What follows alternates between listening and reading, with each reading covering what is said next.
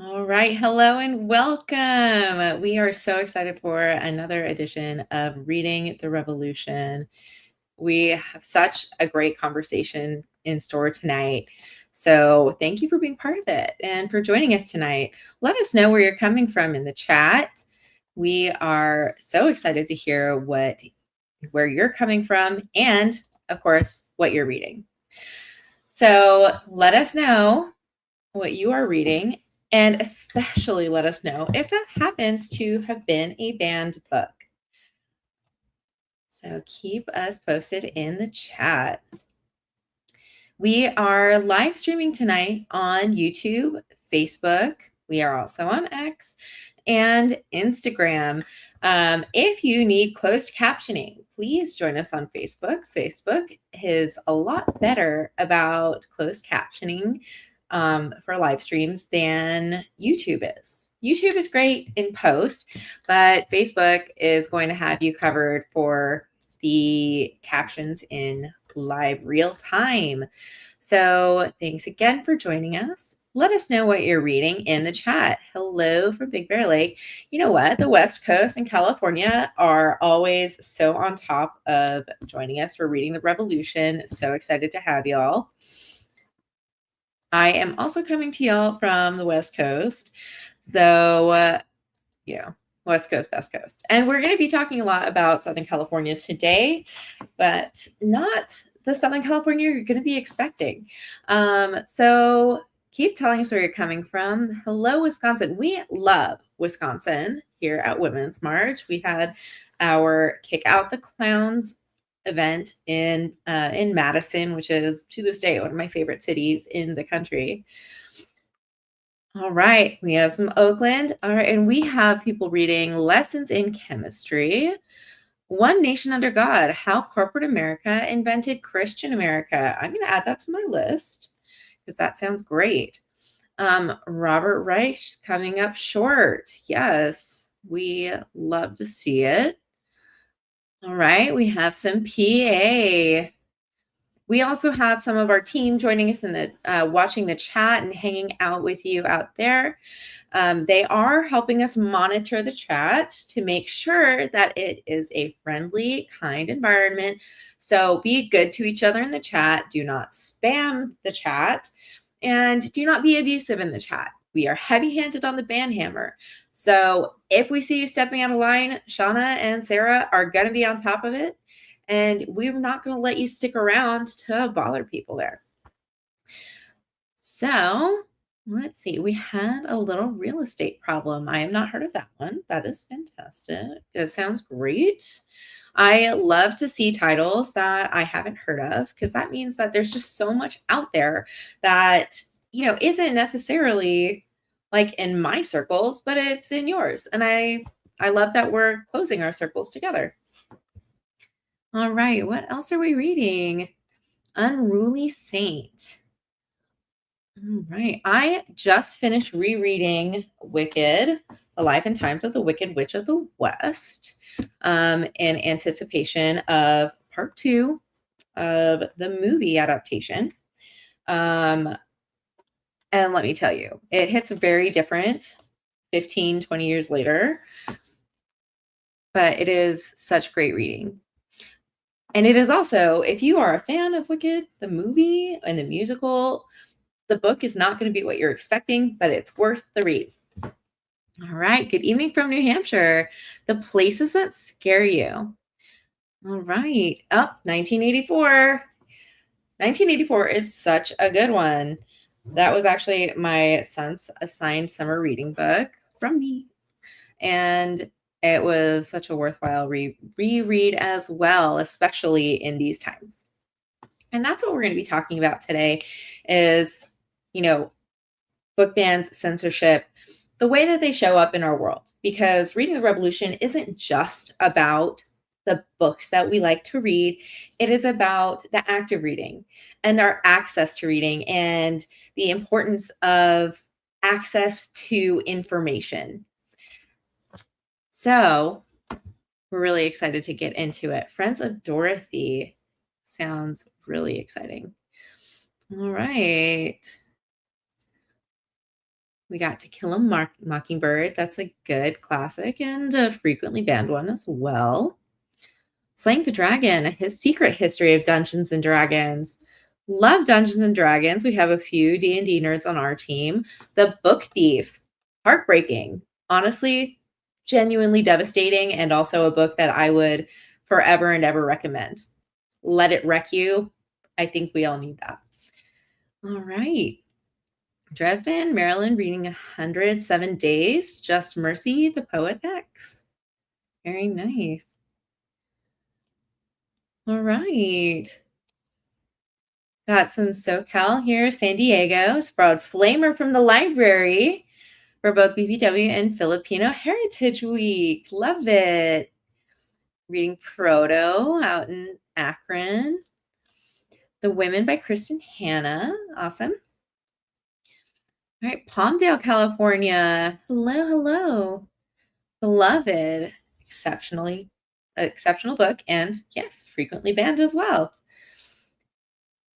All right, DC. One Day Everyone Will Always Have Been Against This. Such a great title, too, right? All right. So we do have a really packed show for you tonight. So let's jump into it, because tonight we are talking about banned books, censorship, and the ways that we fight back as individuals. So make sure that you are asking questions in the chat. We will get to them hopefully at the end of the session. It is a big in-depth session though. So ask your questions in the chat. We will be writing them down, or we'll be marking them off and trying to get to them toward the end. And also, if you had to jump out for any reason, this recording will live on YouTube tomorrow. So keep an eye on it there. If you registered for tonight's call, then any resources, links, and the link to the recording will also be sent out via email tomorrow. So let's get into it. Now, when we talk about banned books and censorship, we also have to talk about how we fight back as individuals. And we're excited to talk about the success stories of the people who are already taking this fight to the courts, to the ballot box, and to their communities. But first, we need to get on the same page about what we mean by censorship, because it is a big umbrella term. But for our purposes, we're focusing on government censorship in violation of the Constitution. So to that end, censorship, when we're talking about it tonight, is specifically when a government entity or agency suppresses or prohibits information, especially by content or viewpoint. Book bans are just one way to censor ideas, and we know that banning books and censorship are tools of authoritarians designed to silence opposition, suppress communities, and stop the spread of ideas that could grow into dissent.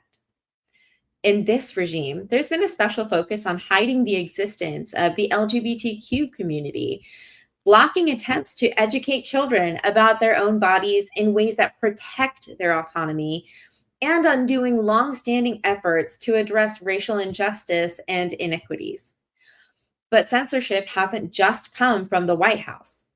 In fact, most of it is happening locally or at the state level, like Florida's Don't Say Gay law, school boards interfering in educational free speech and reading, and city councils interfering in public library content, like our second guest who will discuss today. MAGA has empowered and encouraged the infringement of basic freedoms, because that's what book bans and censorship are. They are the revocation of the basic freedom of expression. But we are fighting back in our homes, in our schools, and in our communities. And we are winning. We have a pair of incredible guests representing both the digital front lines of literary activism and the institutional and civic front lines. So let's meet our first guest.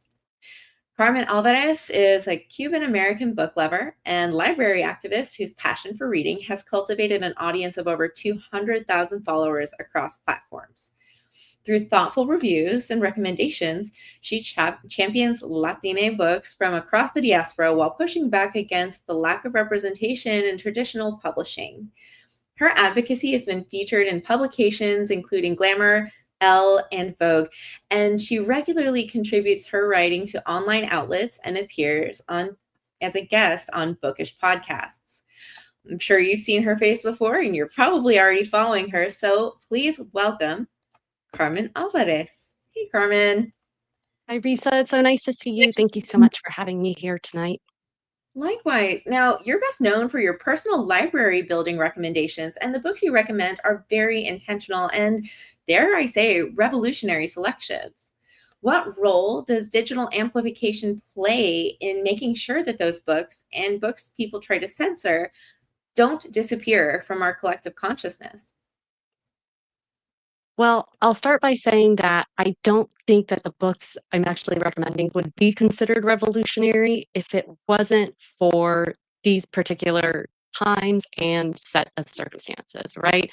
We're living in, a rapidly authoritarian government overseeing everything, as well as the fact that we are living with, this rise of the defunding of education as well as book banning in schools. So, you have students who are taught curricula, and it is a very particular standpoint of history that really kind of looks at this, white superiority, like this whole, it kind of glamorizes colonization in a way. And so it's if you deter from that, you are seen as someone who is going against this storied history of the United States, basically. So many of the books I recommend fall by the wayside. They aren't in schools, they aren't in school libraries. Children just aren't really encouraged to read them. So being online is this sort of great democratizer, right? Because if you're looking for information, you can find it. I mean, you can also find misinformation, and we could always get into this whole being media literate. But let's say you wanted to find an alternative history, say from the colonized perspective, and you had never heard of Howard Zinn and you had never heard of the people's history of the United States. You could come to my page and learn about that book and learn about it in different points of US history. So, building a home library isn't necessarily something that everyone has to or wants to do. And for me, it's one side of a coin of another thing that I see online quite a bit, which is building your personal curriculum. So you can go to the library and get a stack of history books and things like that. So being online gives you ideas. It's millions of people around you who are like-minded, who are giving out this information for you, and bringing it to you where maybe education may have failed you, or not having access to these books and libraries may have failed you as well. And I also see like my existence online as this sort of storytelling, right? So many different cultures in the world tell stories to pass down, and I feel like more and more I'm telling stories of books to see if people will pick them up in time. And so that's sort of the role that I see for myself as someone who is online and giving book recommendations.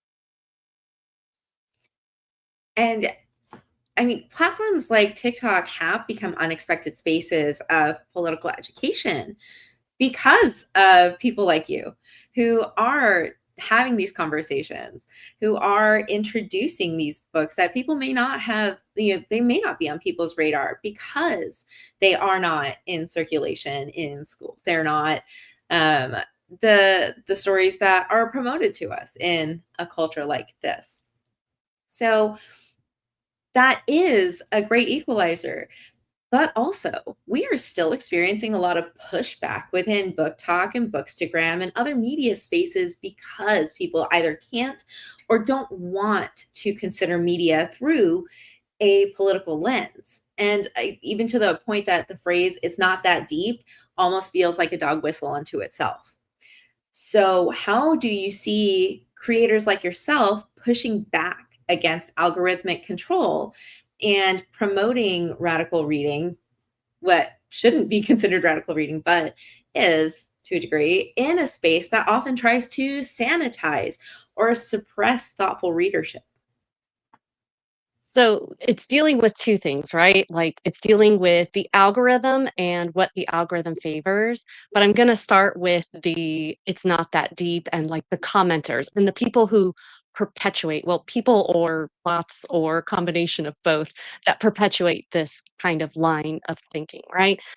It's not that deep. Books aren't political. It's this kind of these are like catchphrases in my opinion of like the rise of anti-intellectualism. Like people are very proud to be like, I don't read, I don't care what you think, and I don't care to have this conversation about a critical analysis of a text that you may love. And this applies to everything from history to, like the smuttiest of books, right? Like we have these conversations across all genres. And it's important, I think, to be able to dig into text to understand. Elaine Castillo has this book that's called How to Read Now. And it is one of my favorite books because it's about digging into the subtext of what you are reading to get more the political nature of what is being said, right? And I think that when people go online to tell you it's not that deep, basically, they're telling you to be quiet. They're telling you to not have an opinion and they're telling you to go away. And, I think that it's important to push back against that to let people understand that it's not always something that you're comfortable with. You don't always have to be right.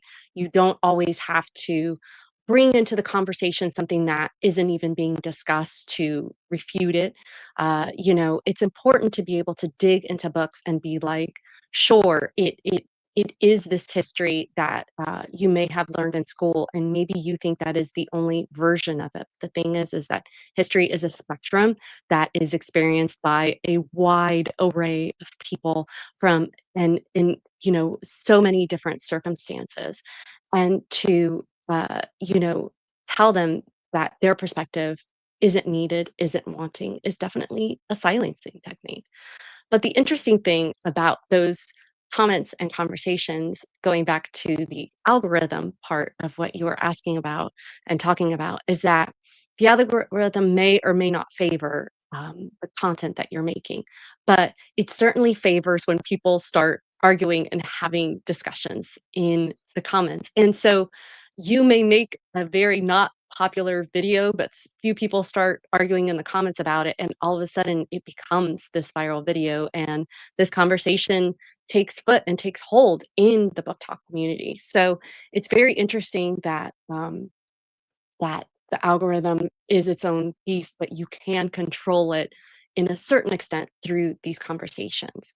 And one of the other things, too, that the algorithm favors is capitalism in a way. And so, that's where I found my building your home library series, having the TikTok shop link on it is something that has made it, do well. And I don't really care whether people buy the books or not. It's, nice and all, but I'm always very happy when people say, I'm going to the library to get it. I'm going to, I found a copy in a used bookstore because there's so many different ways to access books to read it. And so I think having this jumping off point that the algorithm just gets the video and the concept in front of someone is so incredibly important. And I have to admit, I have for sure been influenced and like bought books from your links because it does come up in the algorithm more that way. And to take a step back in the conversation, our first session was on smut. It was on romance reading. And we had Emily Rath as a guest who talked about, how romance reading is so human. These are books about the human experience. It's not apolitical. It's contextual. Everything is contextual. Everything we read is written through the context of is read through the lens of our context and written through the lens of the authors.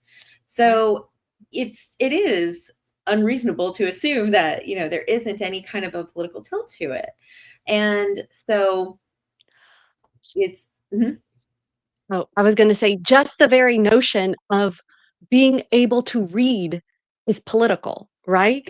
Yeah, Having access to a library is political. Like, all of these things are political, and, women being able to read what they want, like, all of these having pockets in a dress, like, you can really, like, dig down deep into what is political, and it really is everything, but especially around books and how extremely powerful words can be and ideas can be for confronting, authoritarianism, for example. absolutely. And that actually takes us right into our next question, because there is a lot of manipulation around language right now, with some groups claiming that they're not banning books and that they're protecting children. So, from your perspective, what's the true definition of book banning, and how are book banners trying to redefine or disguise it? The worst thing you can call a book banner is a book banner. They absolutely do not want to be called banners. And I just I want to be abundantly clear as someone who loved vocabulary as a child and, like, still, like, really loves vocabulary and learning words. It's important that we understand that book banning is defined not just by the Center for Free Speech, but also from the OG Encyclopedia Britannica. Yes, I've printed it out so I could read it if you don't mind, because I'll never memorize it. Um, Book banning is a form of censorship that occurs when a private individual, government officials, or organizations remove books from libraries, school reading lists, or bookstore shelves because they object to their content, ideas, or themes. Those advocating a ban complain typically that the book in question contains graphic violence, expresses disrespect, or for parents and family is sexually explicit, exalts evil, lacks literary merit, is unsuitable for a particular age group, or includes offensive language. So it is when a book is removed from public space. So that can be a public library because it is funded by our, tax dollars, a public library, again, funded by our tax dollars, bookstores, and, it gets a little tricky with bookstores, but there was a case, I believe it was in Virginia, where they were trying to ban some romance books, from Barnes& and Noble selling some romance books. So, this is something that has already kind of been, indicated, that could be something down the line, and I've tied that to, there is a senator in Utah who is trying to have this national definition for what pornography is, and so we're going to see an evolution of this, I think. And I'm going to take my tin hat off and talk about the present instead of, like, you know thinking about the things that scare me in the future. But it is when a book is removed from a public space, and you can do that in different ways, right? Like, you can put it behind the bookshelf, put it behind the desk where you have to know where it is and ask for it. We've also seen, like, here in Pasco County in Florida, they're putting some they're putting some YA nonfiction in adult nonfiction. And so, those are forms of censorship as well, because these books not only were written by an author for a certain age group, the publisher went through everything, and then you're asking the media specialist, the librarian, to do this job of putting the books in the correct category. Not to say that a mistake can't happen, because obviously, but it isn't every single book that features a queer kid, or every single book that features, a BIPOC kid, or talks about anti-racism or racism that's prevalent and things like that. So, they want to shift because I do think that they understand the optics of what they are doing and how egregious it is to show children that their stories don't matter so much to the point that they can erase them from bookshelves. So they try to hide, right, behind parental rights, and they try to say like we just want parents to be able to pick the books that are right for their children. But the thing is that you can't pick the books that are right for the kids if there are no books on the bookshelves, and that's where it seems things are going because there's a lot for them to disagree with. And I also find it extremely hypocritical that they will say that they care for children and at the same time maybe never advocate for children's safety or to make sure there's free lunches. There's a lot of ways to show children that you care, right? And banning books is not something that to me would scream to a child who is maybe seeing themselves for the first time reflected in the pages of a book is not a way to show child that you care for them, in my opinion. And if you truly want and care for parental rights, you as a parent need to be involved in what your child is reading, understanding what they're reading, and you can make that individual choice or opt out with your school media specialist, which I know is something that a lot of people can do, very easily in the school system. There are things that protect a parent's right to choose what their kids read, and it's not banning books. And I don't know Thank if I you. answered your question. You did, yeah. Thank you Okay, so much. okay. And so, Carmen, we're going to have you back for some more questions toward the end of the session. But speaking of librarians, we are so excited to welcome on a librarian who has been at the center of a pretty controversial effort by her home city. So I'm really excited to introduce our next guest, Erin Spivey, a native Californian, UCSB and Drexel alum, mom to children and dogs.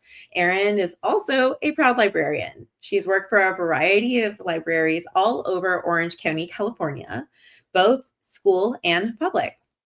Erin finds herself pushed into advocacy by the world around her, whether it's fighting for equity in education for her special needs children or standing up to book banners in local government. Determined to leave the world better than she found it, Erin continues to battle for equity, education, community, and freedom because she knows that when we fight, we win. Welcome, Erin. All right. Oh, there we Hi. are. Hi. So now, while Huntington is pretty notorious here in Southern California, we have people from all over the country joining us who might benefit from a primer on this effort. So can you give us a background on what your city council tried to do and what you and the community did to fight back? Absolutely. So Huntington Beach, in 2022, the city council was taken over by 4 MAGA extremists. And one of the first things they did when they were moved into office was to initially start a ballot measure to remove the pride flag, to ban the pride flag from all public property. So that, if that gives you any insight as to where this city council headed, that's a good indication. In May of 2023, they introduced an ordinance that would ban all minors from accessing any books or materials with sexual content. So one of the problems with that was that there was no definition of sexual content in that. The other part of that ordinance was we're going to establish a 21-person review board made up of community members. And all those members had to be 18 and live in Huntington Beach. And they'd be appointed by, you guessed it, city council. So we were pretty sure that was not going to go the way of freedom and support. And I was a librarian for the city of Huntington Beach at this time. So I decided I couldn't work for a city that censored books. And I left in the summer of 2023, and they passed ordinance into law in October of 2023, and I immediately called lawyers and I started wrangling legal representation to sue the city as soon as I could to get this ridiculous ordinance overturned and out of Huntington Beach. That is a monumental effort. And it took a lot of courage to do that. What gave you and the community the courage to take on the fight? Because Huntington Beach is an affluent city. And that is going to be, that had to be a daunting fight, knowing that, the city was going to be able to lawyer up well, that there was probably going to be other money coming in to be part of this fight. And so, what was the driving factor that gave you the courage to actually do it, see it through, make it happen? Well, I don't know if you know or the audience knows this, but when librarians become librarians and we're hired by a city, we actually take an oath to the Constitution, and I take that seriously. And we go through courses in our librarianship education about the ethics and legal ramifications of our profession. And the books that we offer and the books that will try to be censored by somebody, because that happens historically. So by the fact that I was a librarian alone, that gave me the courage to do this, because clearly what they were doing was on face value unconstitutional and a direct assault on the rights of the Huntington Beach population. So if not me, then who? So I did it. That's fantastic. And so the city also did have a ballot measure in tandem with this lawsuit. And yes. So I was very lucky to work with that group of people who went out and collected signatures and got the ballot measure to overturn the 21-person review board was part of this. And we also had a ballot measure to make sure the city couldn't privatize our library, which was another measure they were looking at. And it really was a backdoor way they were trying to control the collection, because if they could control the company who worked for them, they could just control what books were available to the public. So those two ballot measures, it took a lot of effort and a lot of work by this group called Protect HB. And that happened. The election happened in June of this year, 2025, and both measures won. So we effectively overturned the 21-person review board, and we banned the city from privatizing our library. And so it's then my case with the ACLU and Alianix Latinx and a few other residents, minors, who are, of course, anonymous, have been pursuing this in court. And our court case came up in September. And we won. And what can you tell us about what you learned about what it takes to win? Both, on the ballot side, and on the court side. I think what's important to remember when you're working with the courts, when you're working with government, is everything moves very slowly. And for all that we want things to change overnight, and the immense pressure that we feel that injustice is occurring every day and we want it to stop immediately, it can be hard to live with that feeling constantly in your chest, anxiety of I'm witnessing injustice and I want it to end. There is a process that takes a long time, and the courts move very slowly, and election processes move slowly, but persistence pays off. And hanging in there, having patience, growing that base of people and the network of advocates is really the work that you're doing. And that's something that we harp on a lot here at Women's March too, is that it doesn't take just one action. It's not just one protest. It's not just one march. It's not just one day that is going to tip the scales. This is a prolonged and sustained effort. And all of these small particular activities that we have to do, focusing on this one city's book bans, and having a ballot measure, going to court about it. These are just a few in a chain of sustained actions.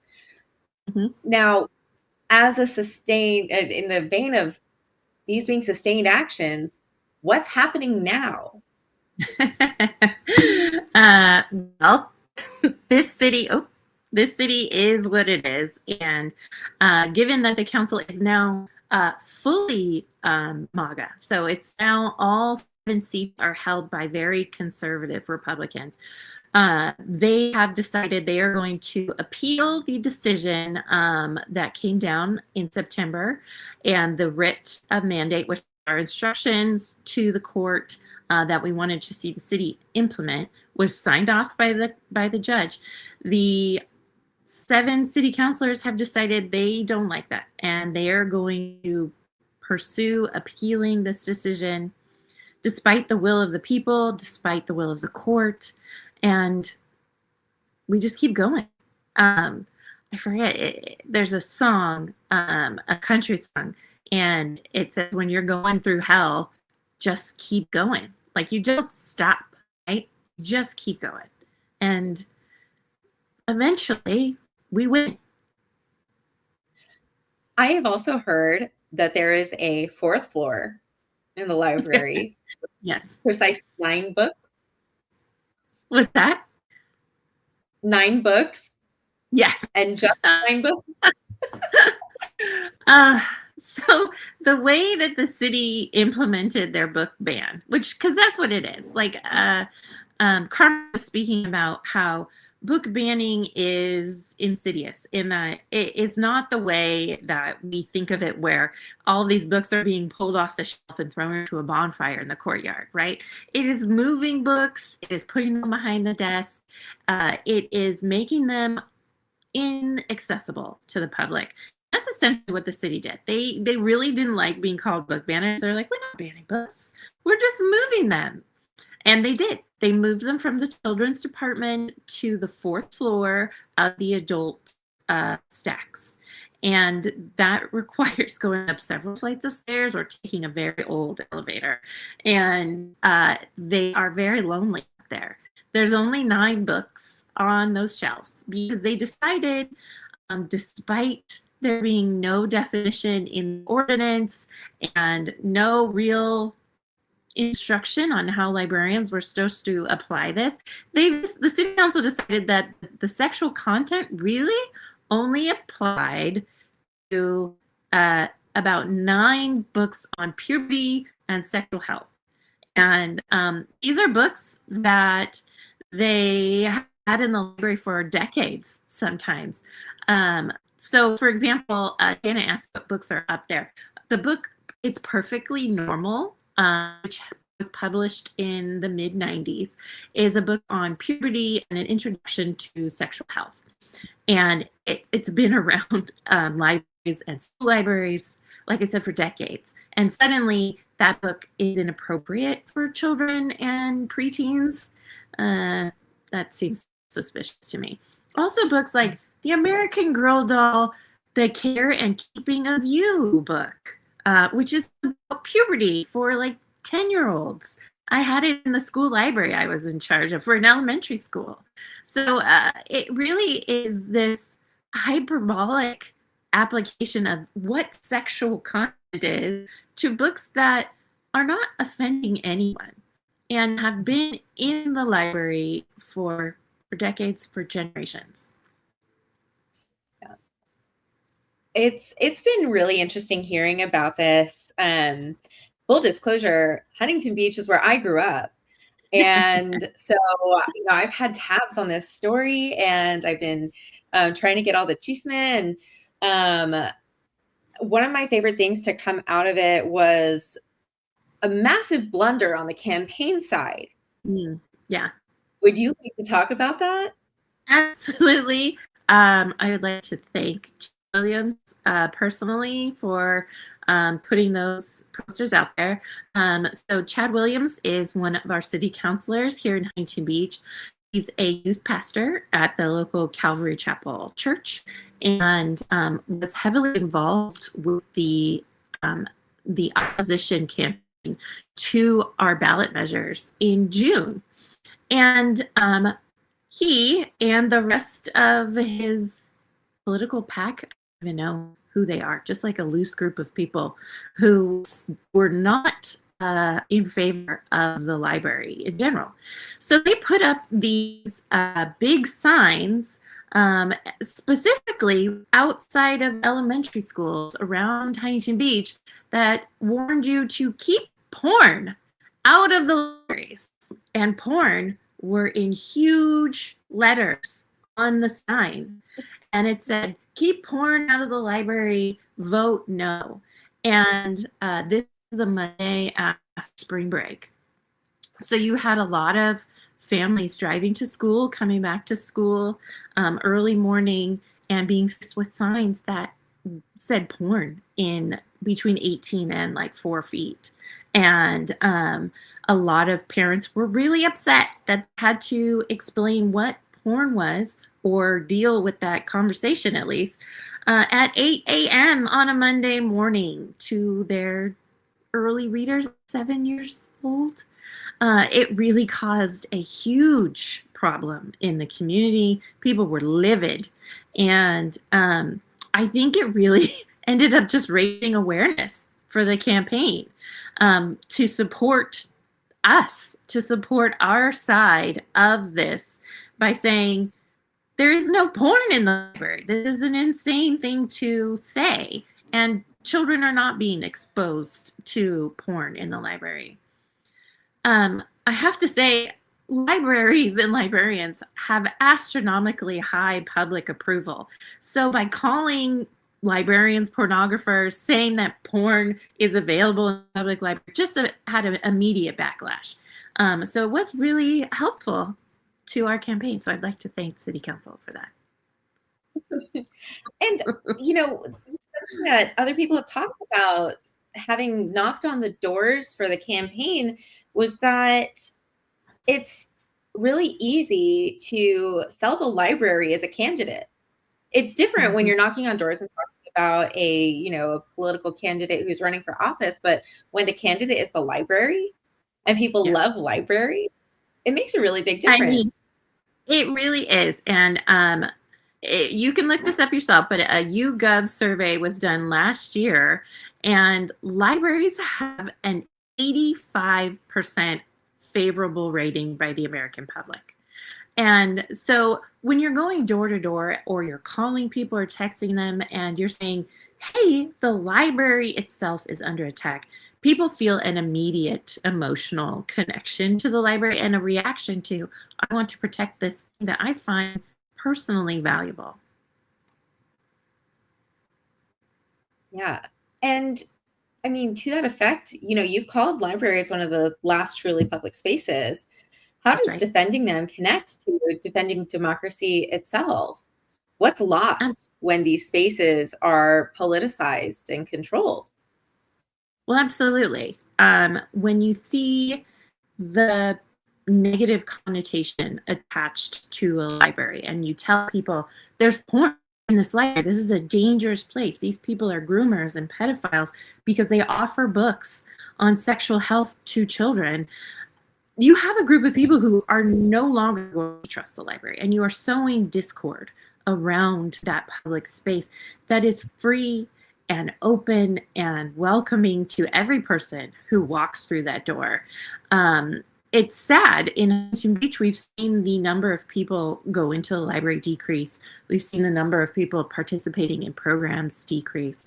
The Huntington Beach Library lost the Best Story Time in Orange County award this year that they'd had for several years running previously.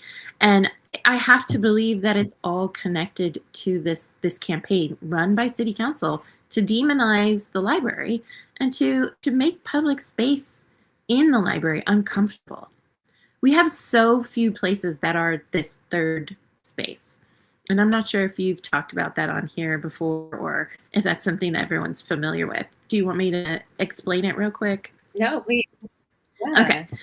So the third space is an idea that we all need a place that is not home and is not work, or if you're a kid, that's not school, in order to relax or engage with the community. And over time, that's all been commodified and lost. We have people no longer engaging in clubs and churches the way they used to. We have coffee shops reducing the number of seats. We have, park benches having the dividers in the middle of them to reduce unhoused people using them, but that also decreases the number of people who want to be in those spaces. So you have a reduction of this third space, the space that people traditionally use to unwind and connect and to be together as a community.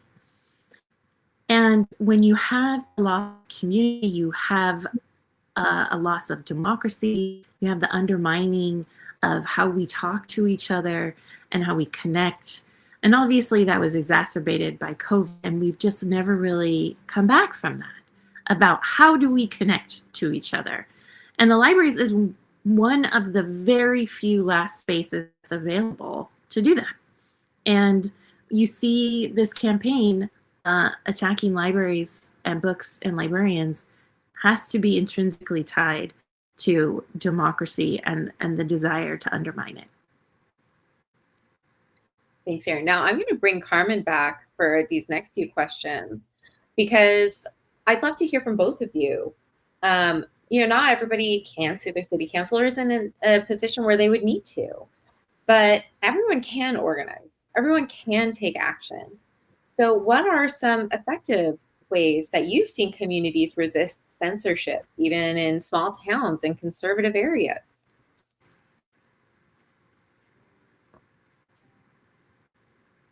Carmen, or do you You're want so me to go? polite here. I'm Have you go first. You want me to go first? I'm happy. I'm always happy to talk about libraries. So go ahead. No. Well, I think that, finding these stories in particular of small places that are able to resist. And I can only speak from where I am living right now, which is the county that Penn America just named the county with the second most amount of book bans in the country in our school library system. And I look at the messages and the conversations that I have with the people who I am engaging with, and it's this whole notion of you feel defeated, and yet you can have some small wins. Where they last month banned two books that a year and a half ago they had unanimously agreed not to ban. And then a month later, they, for whatever reason, didn't do a Pride declaration, but they did a history of Pride. What is it? It's Pride History Month declaration this month. So you have to take these small incremental wins, and like maybe overall it may be a point where you may have moved back and you're not in that winning place, but plenty of people have been in the situation where they are not winning and have been able to survive it, and that we can go to the podium every couple of weeks and talk to our school board, that we can email our school board and do these things, that we are still able to do these things, to have a voice. And we're dealing with state and local issues and control issues right now, to be in a place where we can still speak up about it, still go up to Tallahassee and talk with them. It's like we know that the avenues are there for us to win. We just have to find that place. So I don't have the happiest story, but I have the story of holding on to hope and to celebrating small wins in order to keep you motivated to go. And that's the best I have right now. I love it. Well, I brought a stack of books to show everyone. So I'm a person of faith, and I wanted to share a book I've been reflecting on called The Little Way by Saint Therese Lisieux, and it's about doing good where you can, and it's about, for her, obviously, it's about serving God, but it is a reminder to me that you can do acts of resistance every day, and that doesn't necessarily mean showing up at a protest or speaking at a podium, because that might feel overwhelming to you. But you can go to the local Little Free Library and put a banned book in there, or put in some red cards to help your immigrant neighbors know their rights. You can donate to a food pantry. You can show up just to hand out sandwiches to the unhoused. There are ways of resisting authoritarianism that don't require you to confront anyone. They only require you to build community and to support your fellow man. That's powerful. And that's so important. We are talking a lot about that behind the scenes in other organizations, with other collaborative partners within the coalitions that we at Women's March are part of. And it all really does come down to building community, giving people the opportunities to find those little ways to take action. And really, those are pathways to collective action as well. Now, both of you are fighting a similar battle. One of you is fighting online and one institutionally. What do you think each space can learn from the other about sustaining resistance and community? Well, I think they're intrinsically, I keep using that word, they're linked, right? Has done such a great job of building this community of viewers and readers, and that is community. It may not be in person, but it definitely connects people, and they may only connect in the comments, but that is a way to inspire people, to touch people's lives, and that then inspire them. Hey, there is someone else out here fighting the fight, and maybe I will be brave enough to do that. I saw this person do something brave. I feel empowered and inspired to do something brave. So I think they're absolutely supportive of one another. I totally agree. I think for me, the more inspirational thing is what Erin has done, which is like, it's just so far beyond like, you seem like a superhero to me. And, and so it like, to me, that's what inspires me. It's like, I can sit in front of my bookshelves with a mic any day. And I think also, the way Erin has inspired me is that, hashtag is not the only part of a movement. It's like, that can be one part of the work that you do. But, being 1% of Erin is a very important part of it, which is taking that work from the screen to, you know suing the city council. But you can also write an email. You can start a book club, where you can create these like places where you can exchange ideas and encourage one another to do the little things, because it's a lot of little things that create the big, great things. And it also Absolutely. supports like hard workers like Erin, and it supports librarians. Like even writing a thank you card to your librarian, that means a lot when librarians are being harassed and yelled at, and like so many things that I've heard about. It's like even doing simple things like that. It's like just coming up with good ideas to be good and put good in the world. I think the most powerful thing we can do right now in this country is build community and connect with each other and start to build that base of people who believe in the good. And we're all out there, right? We just have to find each other and connect and build a movement together. And we can. It just takes time. Yeah, absolutely. It does. And it takes also being willing to hear. And I think that's hard. I think that's a really difficult skill that has also become a part of our discourse, that we aren't being conditioned to hear. And in fact, we are really being conditioned to clash. And one of the, I think that is part of the tactics that put us in a place that primed us for authoritarianism. And controlling stories and information is another one of these central tactics for authoritarian movements. So, how do we build cultures that are inoculated against these types of control? I think a lot of what we're doing aligns with that, right? Because if you have an educated society who values knowledge, if you can help build that, it's like you help fight that. And it's like, okay, maybe I can't do this at this giant level, but I can have a book club with my neighbors and discuss, political ideas and what we're doing and encourage one another to do things. We can, what else? I wrote notes here. We can like have, in Tampa, we had a lot of mutual aid clubs, 125, 150 years ago for all the immigrants that came through, and they formed clubs and they had, food drives, they had food pantries, they had their own medical assistants. And it's like, I don't know, book I'm gonna I have books to recommend too.